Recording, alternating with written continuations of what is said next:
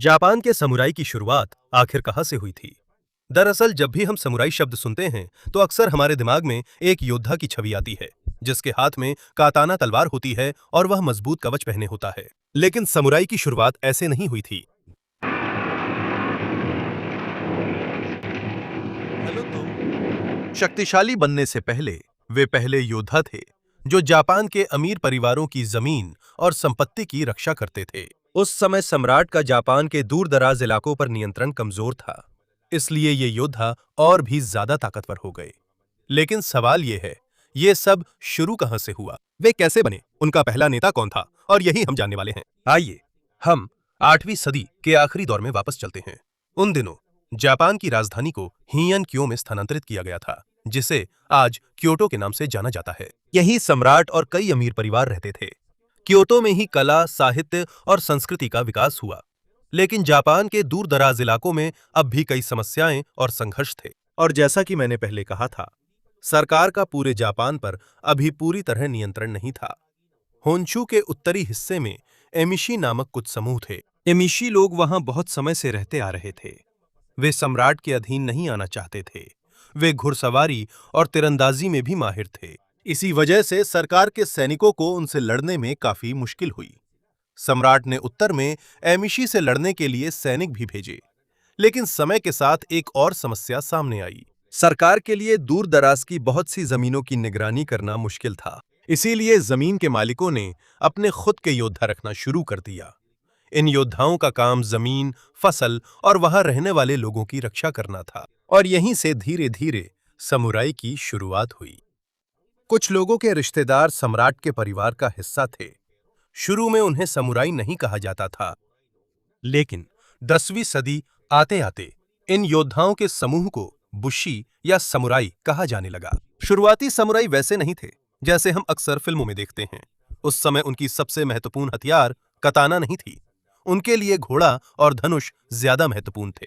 कई समुराई को तेजी से घोड़े पर सवार रहते हुए धनुष चलाने की ट्रेनिंग भी दी जाती थी। वे जरूरत पड़ने पर तलवार और भाले का भी इस्तेमाल करते थे। जैसे जैसे समुराई परिवार ताकतवर होते गए, वे और भी ज्यादा जमीन पर नियंत्रण करने लगे। जमीन बहुत महत्वपूर्ण थी क्योंकि यहीं से खाना, खासकर चावल, आता था। अगर किसी परिवार के पास ज्यादा जमीन होती थी तो उनके पास ज्यादा खाना होता था और वे ज्यादा योद्धाओं का भरण पोषण कर सकते थे। इसी वजह से सम्राट का नियंत्रण धीरे धीरे कमजोर पड़ गया। कुछ जगहों पर सम्राट अब भी क्योटो में था, लेकिन कई प्रांतों में अब स्थानीय समुराई ही लोगों और जमीन की रक्षा करते थे। उनके पास अपने लोग और अपना इलाका था। वे अब सिर्फ पहरेदार नहीं रह गए थे। धीरे धीरे उन्हें राजनीति में भी ताकत मिलने लगी। 12वीं सदी तक दो बड़े समुराई कबीले सबसे ताकतवर बन गए। ये थे ताइरा और मिनामोटो। सबसे पहले ताइरा कबीला ताकतवर बना, जिसकी अगुवाई ताइरा नो नोक्योमोरी ने की। उन्होंने दूसरे समुराई कबीले को हरा दिया।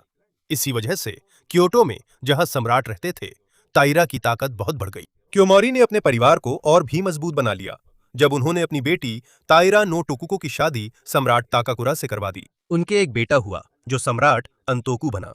इस वजह से क्योमोरी का अपना ही पोता वो नन्हा सम्राट था। लेकिन बहुत सारे समुराई परिवार ताइरा की इतनी ताकत से खुश नहीं थे। उनके दुश्मनों में से एक था मिनामोटो नो योरितोमो। क्या योरितोमो तब छोटा था? 1160 में जब ताइरा कबीले ने उसके परिवार को पराजित कर दिया, तब योरितोमो छोटा था। इसमें उसके पिता की हत्या कर दी गई, लेकिन उसे नहीं मारा गया। इसके बजाय उसे एक दूर जगह भेज दिया गया। वहीं वह बड़ा हुआ और धीरे धीरे उसने कुछ सहयोगी जुटा लिए। 1180 में ताइरा के खिलाफ फिर से बड़ी लड़ाई शुरू हो गई। सबसे पहले लड़ने वालों में से एक था मिनामोटो नो योरिमासा। वह बूढ़ा हो चुका था, लेकिन फिर भी लड़ने में सक्षम था। लेकिन उसका समूह उजी की लड़ाई में हार गया। जब उसने देखा कि अब उसके पास कोई रास्ता नहीं बचा है, बचने का कोई रास्ता नहीं था, तो उसने आत्महत्या करने का फैसला किया। लेकिन इसके बाद हालात और भी ज्यादा बिगड़ गए। लेकिन कैसे? क्योंकि मिनामोटो के अन्य नेताओं ने भी लड़ाई जारी रखी। उनमें सबसे महत्वपूर्ण में से एक था मिनामोटो नो योरितोमो। पूर्वी जापान से योरितोमो ने अपने सहयोगियों को इकट्ठा किया। कई समुराई परिवार जो ताइरा की सत्ता नहीं चाहते थे, उसके साथ जुड़ गए। यहीं से गेम्पे युद्ध शुरू हुआ, जो ताइरा और मिनामोटो के बीच एक बड़ा युद्ध था और 1180 से 1185 तक चला। ये लड़ाई तय करेगी कि कौन सा समुराई कबीला जापान में सबसे शक्तिशाली बनेगा। जैसे जैसे युद्ध चलता गया, ताइरा धीरे धीरे परास्त होते गए। उन्हें क्योटो छोड़ने के लिए मजबूर होना पड़ा। उन्होंने छोटे सम्राट अंतोकू को भी अपने साथ ले लिया जब वे पश्चिमी जापान की ओर भाग रहे थे। 1185 में भागते समय डान नो उरा की बड़ी लड़ाई हुई। तायरा और मिनामोटो के जहाजों ने समुद्र में लड़ाई की। आखिरकार तायरा हार गए। इसमें छोटे सम्राट अंतोकू भी शामिल थे। तायरा की हार ने जापान को बदल दिया। जीतने वाले मिनामोटो नो योरितोमो कामाकुरा क्षेत्र में रहे।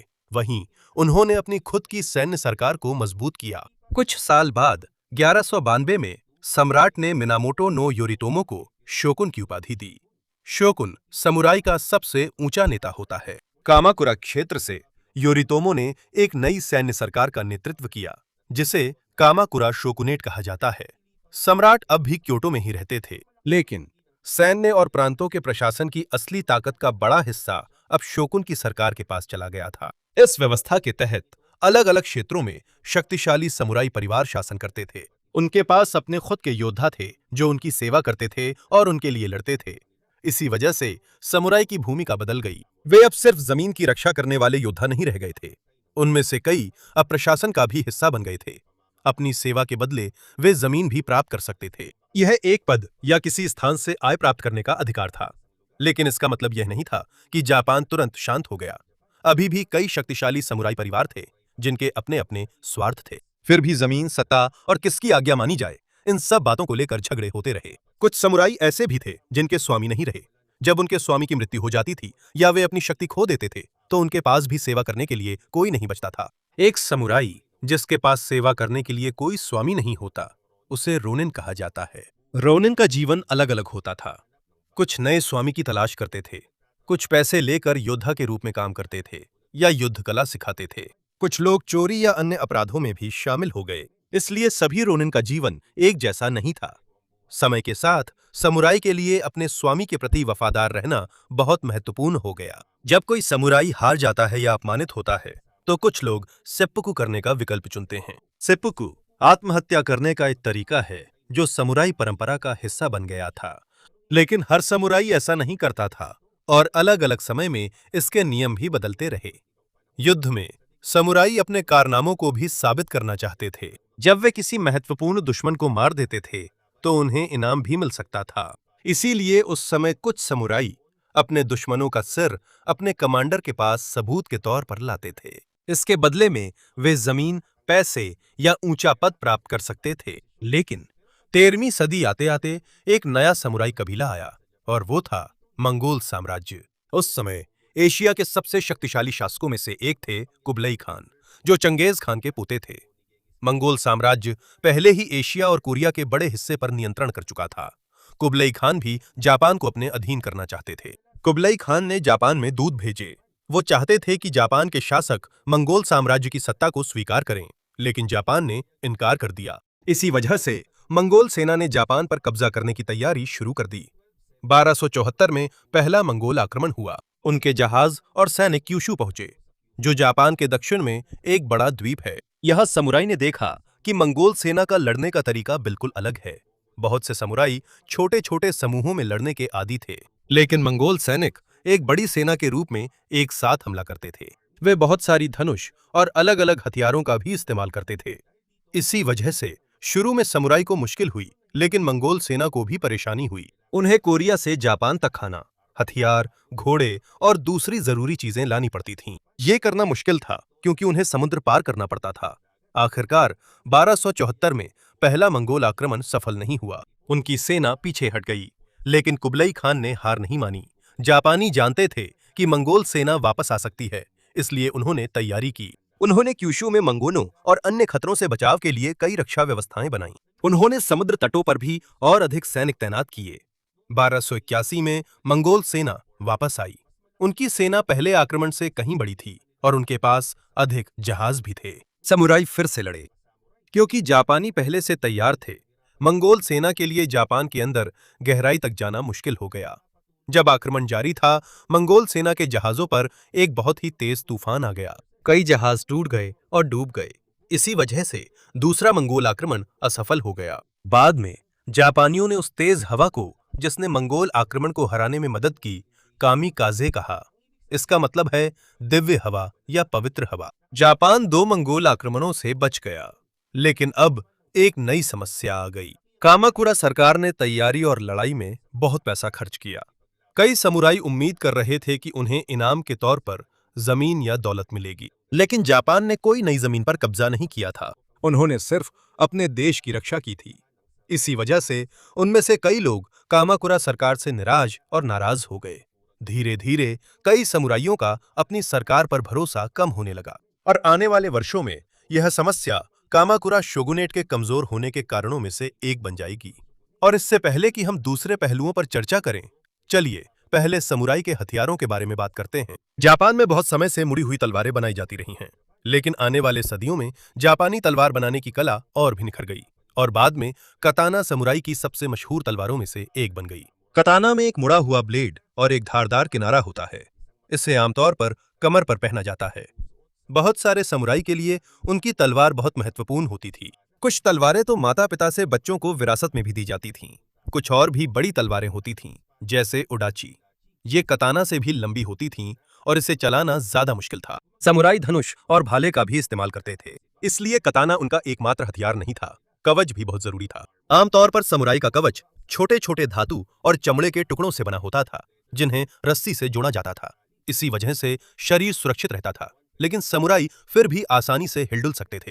हेलमेट को कबूतो कहा जाता है। इसे सिर की सुरक्षा के लिए बनाया जाता था जब लड़ाई हो रही हो। लेकिन जापान मंगोलों से बच गया। फिर भी देश शांत नहीं रहा और यही हुआ। समय के साथ साथ कामाकुरा शोगुनेट कमजोर हो गया। जैसा कि मैंने पहले कहा था, इसका कारण यह था कि लोगों का सरकार पर से भरोसा उठ गया था। 1333 में कामाकुरा शोगुनेट गिर गया।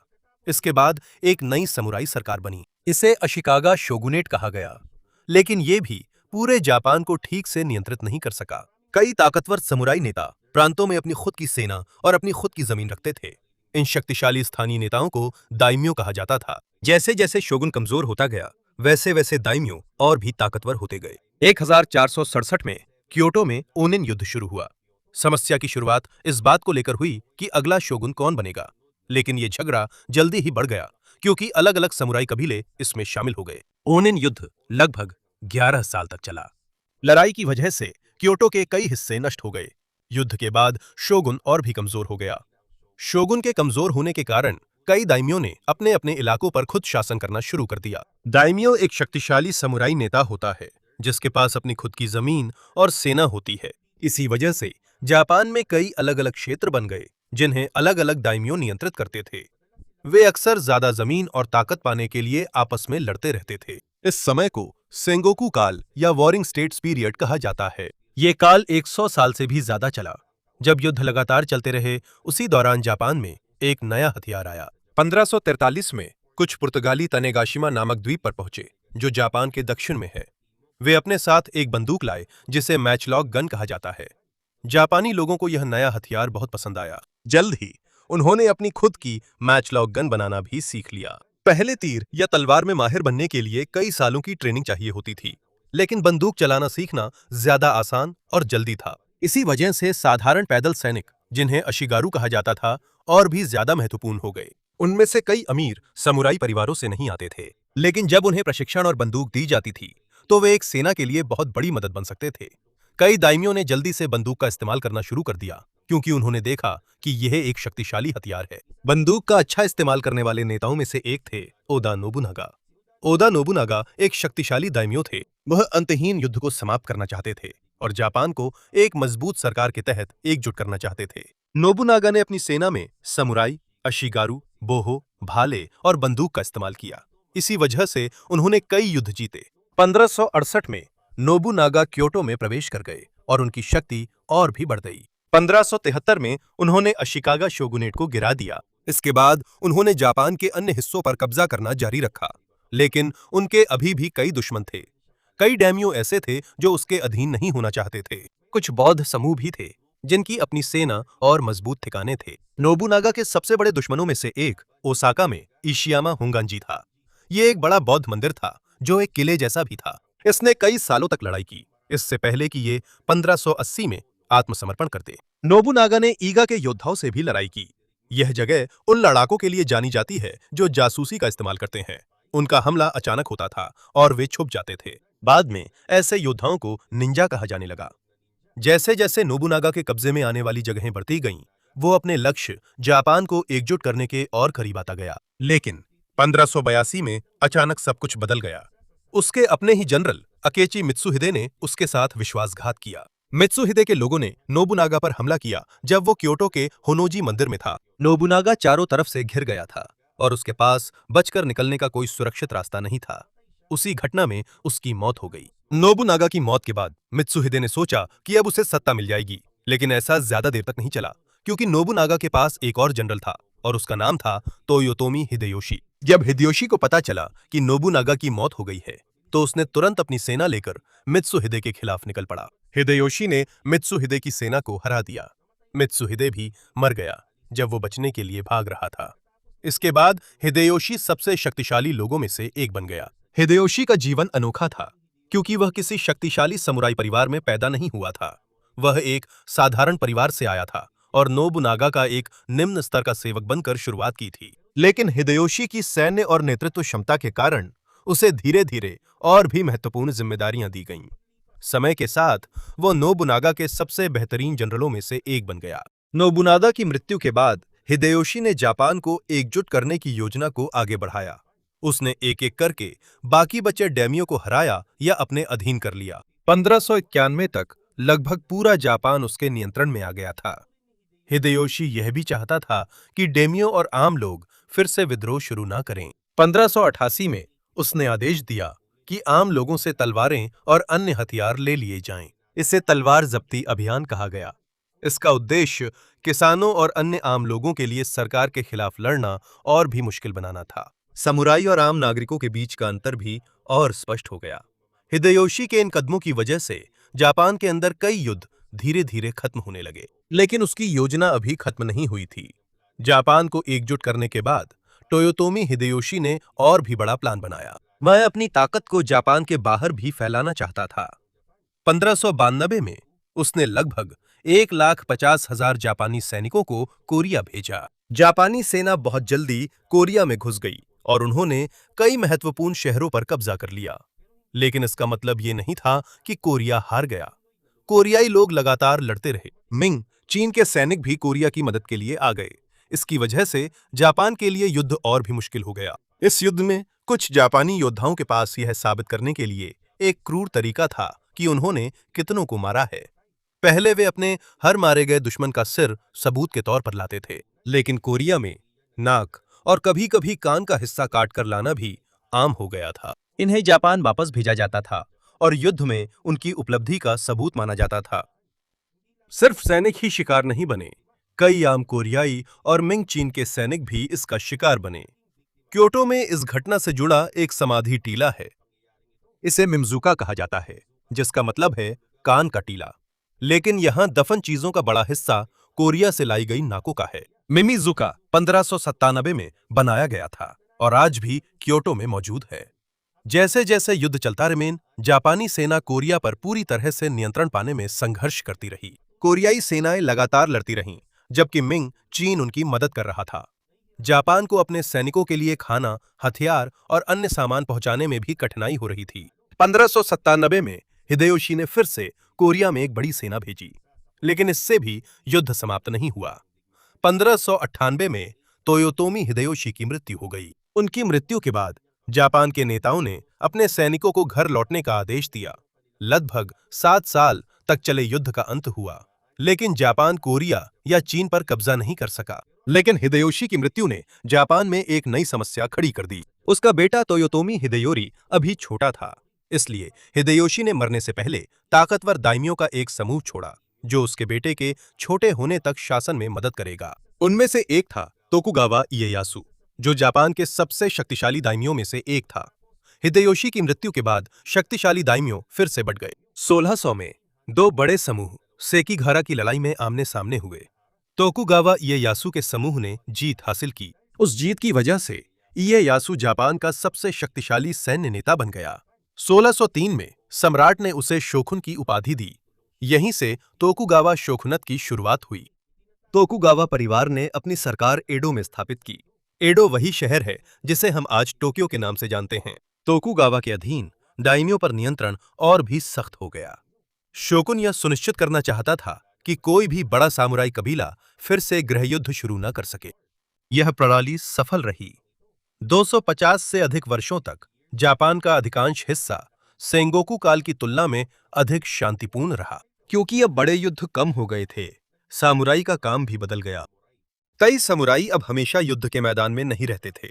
कुछ सरकारी अधिकारी, प्रशासक, शिक्षक या विद्वान बन गए।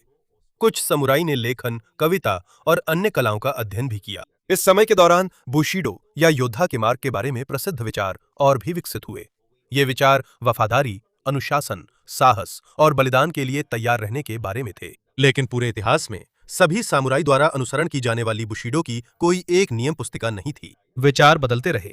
यह समय और स्थान पर निर्भर करता था। जापान का अन्य देशों के साथ संबंध भी बदलता रहा। 17वीं सदी में टोकुगावा सरकार ने कई विदेशियों के प्रवेश को सीमित कर दिया और जापानी लोगों की देश से बाहर यात्रा पर भी कड़ा नियंत्रण रखा। लेकिन जापान को पूरी तरह से दुनिया से बंद नहीं किया गया था। सीमित व्यापार जारी रहा, खासकर डच और चीनी व्यापारियों के साथ नागासाकी में।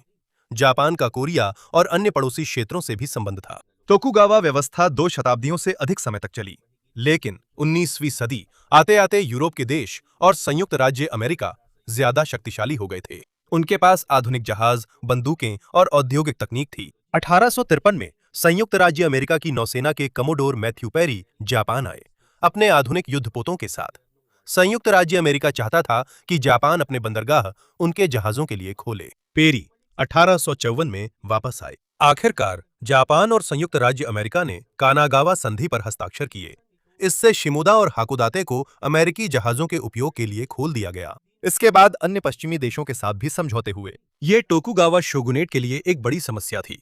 कई जापानी लोगों ने सवाल किया कि शोगुन विदेशी लोगों को क्यों नहीं रोक पा रहे हैं। समुराई भी बट गए। कुछ लोग विदेशियों को बाहर निकालना चाहते थे। कुछ लोग मानते थे कि जापान को पश्चिमी देशों से सीखना चाहिए ताकि वो मजबूत बन सके। यह विवाद इतना बढ़ गया कि लड़ाई शुरू हो गई, शोगुन के समर्थकों और उन लोगों के बीच जो शासन को, सम्राट को वापस देना चाहते थे। 1867 में अंतिम टोकुगावा शोगुन टोकुगावा योशिनोबु ने अपनी शक्ति सम्राट को लौटा दी। अगले ही साल एक बड़ा बदलाव शुरू हुआ, जिसे मेजी पुनर्स्थापना कहा जाता है। नए सम्राट थे सम्राट मेजी। नई सरकार जापान को एक आधुनिक देश बनाना चाहती थी। उन्होंने पश्चिमी देशों से विचार, तकनीक और सैन्य प्रणाली ली। लेकिन ऐसा करने के लिए उन्हें पुरानी व्यवस्था को भी हटाना पड़ा, जिसने समुराई को विशेष स्थान दिया था। धीरे धीरे समुराई के विशेष अधिकार खत्म होने लगे। 1873 में जापान ने एक नई सैन्य प्रणाली बनाई, जिसमें अब आम आदमी को भी सैनिक के रूप में लिया जा सकता था। इसका मतलब अब किसी व्यक्ति को सेना का हिस्सा बनने के लिए समुराई होना जरूरी नहीं था। बहुत सारे सामुराई को सरकार से मिलने वाली पुरानी तनख्वाह भी खत्म कर दी गई। 1876 में ज्यादातर पुराने सामुराई को सार्वजनिक रूप से तलवार पहनने पर भी रोक लगा दी गई। कई पुराने समुराई ने इस बदलाव को स्वीकार किया। वे सरकारी अधिकारी, शिक्षक, व्यापारी और सैन्य अधिकारी के रूप में काम करने लगे। लेकिन कुछ लोग नए सिस्टम से नाराज भी थे। पुराने समुराई का सबसे बड़ा विद्रोह 1877 में हुआ। इसे सत्सुमा विद्रोह कहा गया और इसका नेतृत्व सैगो ताकामोरी ने किया। सैगो पहले टोकुगावा शोगुनेट को गिराने में मदद कर चुके थे, लेकिन बाद में वे नई मेइजी सरकार के खिलाफ हो गए। शुरुआत में विद्रोहियों की ताकत ज्यादा थी, लेकिन नई शाही सेना के पास ज्यादा सैनिक, आधुनिक बंदूकें और तोपें थीं। कुछ महीनों की लड़ाई के बाद सैगो के समूह को हार का सामना करना पड़ा। सैगो की मृत्यु 24 सितंबर 1877 को हुई थी। सत्सुमा विद्रोह की हार के साथ यह साफ हो गया कि जापान में समुराई का विशेष योद्धा वर्ग होने का युग समाप्त हो गया है। लेकिन समुराई जापान की संस्कृति से कभी गायब नहीं हुए। उनकी बहादुरी, वफादारी और अनुशासन की कहानियां किताबों, थिएटर और बाद में फिल्मों में लगातार लिखी जाती रहीं। लेकिन यह याद रखना जरूरी है कि आज समुराई की जो प्रसिद्ध छवि है, वह असली इतिहास और बाद के समय में बनी धारणाओं का मिश्रण है। 20वीं सदी के आते आते जापान में कुछ सैन्य नेताओं और राष्ट्रवादियों ने बुशिडो, वफादारी और बलिदान जैसी अवधारणाओं का इस्तेमाल सैनिकों को प्रोत्साहित करने के लिए भी किया। लेकिन आधुनिक जापानी सेना पुरानी समुराई व्यवस्था का सीधा विस्तार नहीं है। वह एक अलग समय, अलग सरकार और अलग तरह की सेना थी। यहाँ तक कि कामिकाजे शब्द जिसका इस्तेमाल द्वितीय विश्व युद्ध में जापानी आत्मघाती पायलटों के लिए किया गया था, वो भी एक पुराने किस्से से आया है, जिसमें दिव्य पवन ने 13वीं सदी में मंगोल आक्रमण बेड़े को नष्ट करने में मदद की थी। द्वितीय विश्व युद्ध के बाद जापान फिर से बदल गया। समुराई योद्धा वर्ग के रूप में वापस नहीं आए। जापान एक आधुनिक देश बन गया, जिसमें नया संविधान और नई राजनीतिक व्यवस्था थी। इसलिए समुराई की असली विरासत कोई ऐसी सेना नहीं है जो आज तक बनी हुई हो। उनकी विरासत जापान के इतिहास और संस्कृति का एक बड़ा हिस्सा है। कई सदियों तक समुराई योद्धा के रूप में शुरू हुए, जो जमीन की रक्षा करते थे। वे इतने शक्तिशाली हो गए कि उन्होंने जापान की सैन्य सरकार चलानी शुरू कर दी। उन्होंने लंबे गृह युद्धों में एक दूसरे से लड़ाई की, देश को एकजुट करने में मदद की और बाद में शांति के समय में सरकारी अधिकारी बन गए। लेकिन जब आधुनिक युग आया, तो जापान ने खुद एक ऐसा सिस्टम बना लिया जिसमें समुराई की जरूरत नहीं रही। उनकी खास स्थिति खत्म हो गई, लेकिन समुराई का नाम, कहानी और छवि बनी रही और जापान के इतिहास के सबसे पहचाने जाने वाले हिस्सों में से एक बन गई।